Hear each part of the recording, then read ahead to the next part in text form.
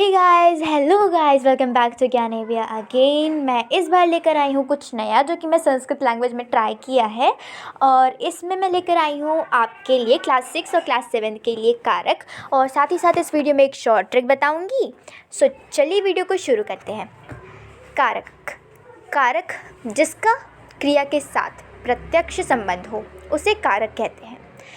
संस्कृत में कारक 6 प्रकार के होते हैं, वह हिंदी में 7 प्रकार के। संस्कृत में कर्ता कारक, कर्म कारक, करण कारक, संप्रदान कारक, अपदान कारक, अधिकरण कारक होते हैं। कर्ता कारक जो क्रिया के करने में स्वतंत्र हो वह कर्ता कहा जाता है, स्वतंत्र कर्ता।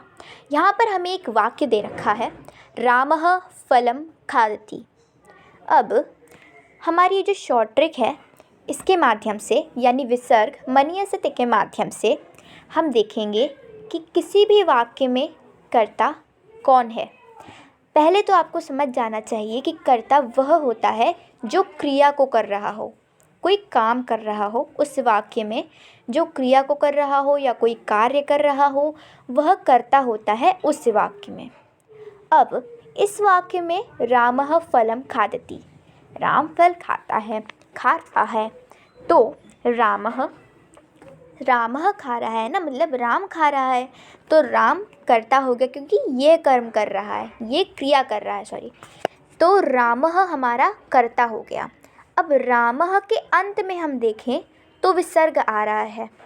अब हम अपनी शॉर्ट ट्रिक के माध्यम से देखेंगे विसर्ग मनीयसते के माध्यम से, तो विसर्ग प्रथम आ रहा है और यह प्रथमा विभक्ति व करता है। तो हमने पहचान लिया कि रामः ही इस वाक्य में करता है और यह वाक्य कर्ता कारक की है।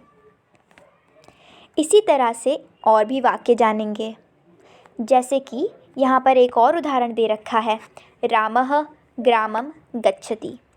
अब समझ तो गए हैं हम लोग कि यहाँ पर राम ही, अभी भी राम ही करता है। अगर मान लीजिए राम यहाँ शुरुआत में लिखा है, अगर राम अंत में लिखा होता या वाक्य के बीच में लिखा होता तो भी कार्य तो वही कर रहा होता ना। तो चाहे वो कहीं भी लिखा हो, जो कार्य कर रहा है वही करता होगा। अब इस वाले रामा में भी विसर्ग आ रहा है अंतिम में, तो हमने ये भी पता कर लिया कि जो रामः है उसमें प्रथमा विभक्ति है। यहाँ पर प्रथमा, द्वितीय, तृतीय, इनका मतलब है कि उस शब्द के अंत में जो भी शब्द आ रहा है उसको जब मनीयसते के माध्यम से देखेंगे तब अगर मान लीजिए उसमें विसर्ग आ रहा है अंत में तो उसकी विभक्ति प्रथमा हो गई। इसी तरह से और भी कारक देखेंगे। अब इसी तरह से जब हम कर्म कारक को देखते हैं तो पहले तो पहचानने का तरीका होता है उस वाक्य में कर्म कारक कौन सा है। पहले तो उस वाक्य में कोई कर्म हो रहा होगा तभी वो कर्म कारक होगा। कर्म कारक होता क्या है? कर्ता क्रिया के द्वारा जिसको सबसे अधिक चाहता है उसकी कर्म संज्ञा होती है तथा कर्म में द्वितीय विभक्ति आती है, अर्थात जिसके ऊपर क्रिया का फल या प्रभाव पड़ता है उसे कर्म कहते हैं। अब अगर हम देखेंगे कि इसमें कर्म क्या हो रहा है, रामः ग्रामं गच्छति, तो ग्रामम यहाँ पर कर्म हो रहा है। तो अब ग्रामम के अंत में म आ रहा है, ग्रामम में बिंदी लगी है ऊपर, बिंदी का अर्थ भी म का साउंड होता है, तो म ही आ रहा है अंत में। तो अब हम विसर्ग मनीयसते के माध्यम से देखेंगे तो ग्रामम में म आ रहा है, और जब विसर्ग मनीयसते के माध्यम से देखेंगे तो विसर्ग के बाद द्वितीय विभक्ति पर म आ रहा है। तो मतलब ग्रामम में हमारी द्वितीय विभक्ति होगी क्योंकि ये सेकंड पोजीशन पर है, और म आ रहा है मतलब ये कर्म कारक हो गया। इस तरह से प्रथमा कर्ता, द्वितीय कर्म। इसी तरह से हम करण कारक को देख लेते हैं। करण कारक सहायक के रूप में होता है। एक वाक्य है जैसे छात्रः साइकलयानेन विद्यालयं गच्छति। अब जो छात्र है वो विद्यालय जा रहा है, किसकी सहायता से? सहायक देखा जाता है, कोई भी कार्य, कोई भी क्रिया हो रही है तो वो किसकी सहायता से हो रही है, वो शब्द देखते हैं। तो साइकिल की सहायता में साइकिल दे रही है छात्र को इस वाक्य में जाने में, मतलब साइकिल जो हो गई वो सहायक के रूप में हो गई, तो ये शब्द जो है साइकिल या नीन ये सहायक हो गया। पहले देख लेते हैं करण कारक होता क्या है, फिर इस वाक्य को भी समझेंगे। क्रिया की सिद्धि में जो सहायक होता है उसे करण कारक कहते हैं, अर्थात कर्ता जिसकी सहायता से अपने काम को पूरा करता है उसे करण कारक कहते हैं। अब साइकिल या नीन, इस शब्द में अंत में न आ रहा है और विसर्ग मन्यस्ते के माध्यम से न तृतीय पोजीशन पर आ रहा है, तो इसका मतलब है कि साइकिल या नीन ने तृतीय विभक्ति है और न आ रहा है, इसका मतलब ये कर्ता कर्म करण अर्थात यह करण कारक है। आप अगर समझ रहे हैं सहायक है तो मतलब इस वाक्य में सहायक आ रहा है तो ये करण कारक है, तो ये तो बहुत ही अच्छी बात है। मगर अगर आपको कोई डाउट है तो आप हमारी शॉर्ट ट्रिक यानी मन्यस्ते के माध्यम से इसे चेक भी कर सकते हैं। वैसे आपको पता होना चाहिए कि इस वाक्य में सहायक कौन है, मतलब आपको समझ आना चाहिए कि कर्ता कौन है या क्रिया कौन सी हो रही है और कर्म कौन कर रहा है। इसी प्रकार से आप समझ लेते हैं संप्रदान कारक को। जिसके लिए कोई कार्य किया जाए उसे संप्रदान कारक कहते हैं, अथवा कर्ता जिसके लिए कुछ कार्य करता है अथवा जिसे कुछ देता है उसे व्यक्त करने वाला रूप को संप्रदान कारक कहते हैं। जब वाक्य में किसी को कुछ दिया जाए या किसी के लिए कुछ किया जाए वहाँ पर संप्रदान कारक होता है। वाक्य है माता भिक्षुकाय रोटिकाम दादती। अब पहले तो समझ जाते हैं अगर संप्रदान कारक है, संप्रदान में किसी चीज़ को कोई चीज़ प्रदान करना यानी देना, किसी को कोई भी चीज़ देना, वो रिलेट हो जाएगा हमारा संप्रदान कारक से।